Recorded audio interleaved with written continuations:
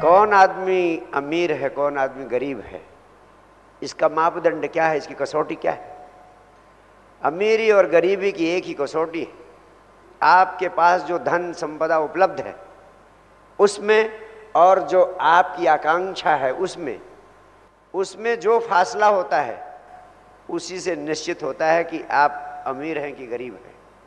अगर आपके पास जितना धन उपलब्ध है उसमें और जितना धन पाने की आपकी आकांक्षा है उसमें फासला कम है तो आप अमीर हैं।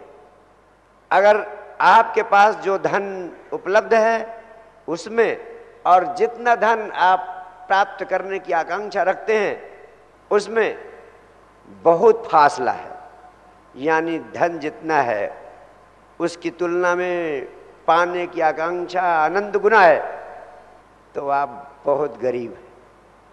फासला कम है तो बहुत धनी, फासला जितना अधिक है उतना ही आप गरीब हैं। और फासला जिसका बिल्कुल खत्म है, जितना उसके पास है उससे ज़्यादा पाना ही नहीं चाहता है, तो वो शहंशाह है, अमीर है। इसकी और कोई परिभाषा नहीं।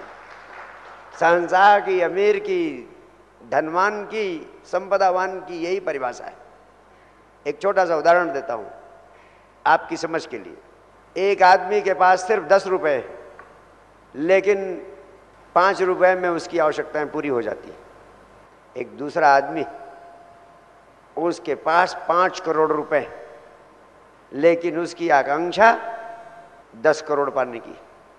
उसके पास 5 करोड़ रुपए हैं, उसकी आकांक्षा 10 करोड़ पाने की है।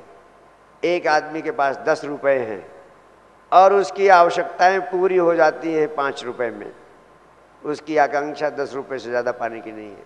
तो 10 रुपए वाला धनवान है, संपदावान है, और 5 करोड़ वाला आदमी उसकी तुलना में गरीब है। इसलिए समझदारी की बात क्या है?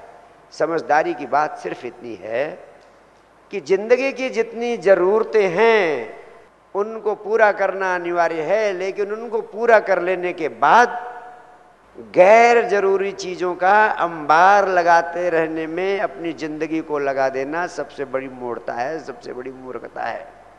क्योंकि शक्ति वही है, समय वही है, आपने गैर जरूरी चीज़ों को इकट्ठा करने में लगा दिया। एक की जगह 2 मकान आपके पास हैं ही और 50 मकान इकट्ठा करने में आपने ज़िंदगी लगा दी, सब यहीं धरा रह जाएगा जब लात चलेगा बंजारा। वो जो अनमोल जीवन आपको मिला था उसको आपने व्यर्थ में गंवा दिया।